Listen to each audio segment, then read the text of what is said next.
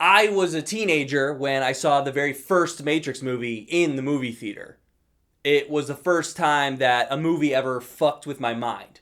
My very first mind fuck. It was thought-provoking and creative and just full of action, and it was an unreal experience. And it was based in Chicago. That's a fun fact. To this day, I believe that it's one of the best movies of all time. I love The Matrix. I love it. I love it so much. Now, after 2 subpar sequels and 20 plus years, we get The Matrix 4. I watched it, and the first word that comes to my head when this movie was over was, yikes.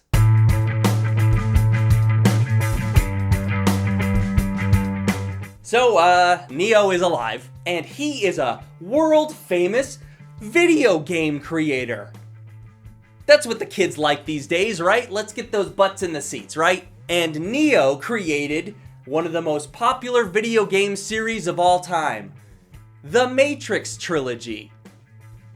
And now Warner Brothers, they're actually saying Warner Brothers, the movie studio Warner Brothers, I'm gonna get copyright claimed just for saying it, but fuck it.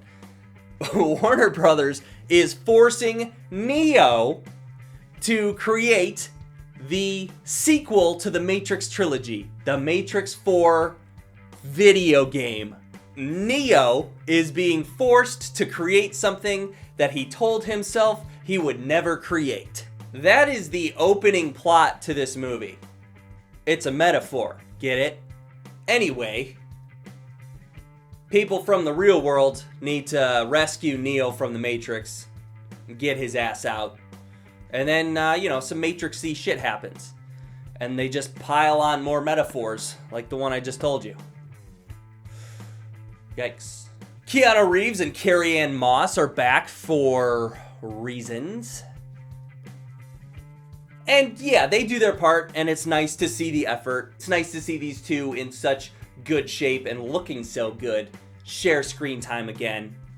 Kind of revitalize that love story that we got used to 20 years ago. However, there are liberties taken with these characters that are intended to send a message, and it's more important to the creators of this movie to send that message than to stay true to these characters.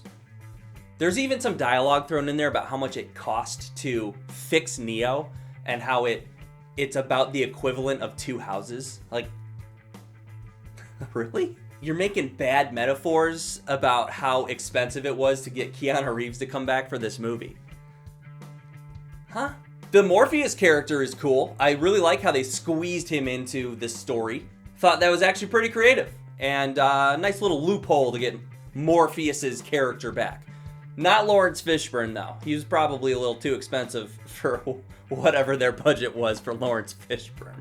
They also added some new characters that I enjoyed. The chick from Daredevil's in this. I thought she was really good. She's a good addition to the Matrix. I don't want to be an asshole, but the Matrix means a lot to me.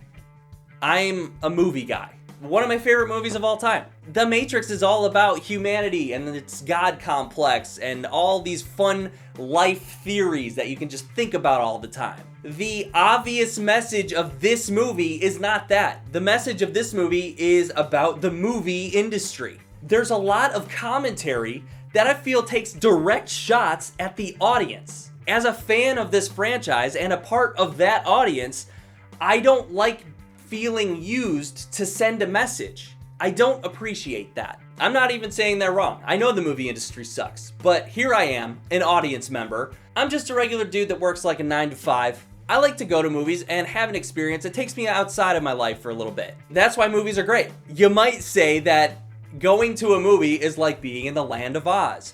We're not interested in seeing the wizard and being told how the wizard works. Pay no attention to that man behind the curtain, you know? I can't help but feel that this is the creators of The Matrix pouting about having to make The Matrix 4. When this movie wasn't being used to give WB the middle finger, it was actually pretty cool. I liked seeing the evolution of humankind and machines and what happened to Zion and the story that happened after and where human beings are at these days. I was very interested in that. It also added to and kind of wrapped up Neo and Trinity's story in like a interesting way. Like, do I prefer the end of the third Matrix where it's gloomy and they both just die? Or do I prefer how this movie ends? I don't know.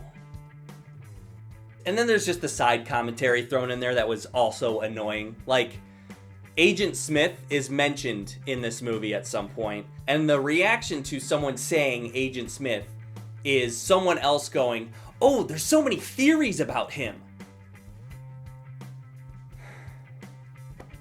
Why? Here's another example of like some changes that were annoying. Agents still exist, okay? So they're still keeping us original fans happy because we get to see agents, but there's a new type of agent that they use that are called bots, all right? And bots just look like regular normal people. So when bots show up, they will have characters say, "Oh, I hate bots." Are we really going after bots and like a commentary on like live streaming and gaming and shit? Who is letting this shit fly? I did have a lot of questions and theories going into this movie, hoping that they would get answered. They weren't. So in that case, you might say I was a bit disappointed! This movie is watchable. You can watch it, you can enjoy it, you can try and ignore the stuff that's right in your face. I just can't ignore the fact that there was an opportunity here to make a mind-blowing new Matrix movie. And they didn't do that. They made an okay movie with the intention to send a message. Yep, I get it. I get the message. Loud and clear. I just wanted to see a good Matrix movie. My bad. Sorry that I wanted to see a Matrix movie. I'm the one here watching the movie and paying for the movie. Was all this effort at my expense? Yeah. Am I the victim? Am I in the Matrix right now?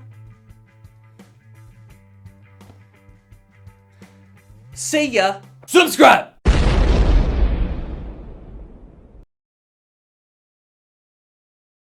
All I want is a fucking Matrix movie to end and make me wanna... And when the Matrix movie ends and I can't... It makes me sad. I just want to rage. I want to rage against the machine, you know?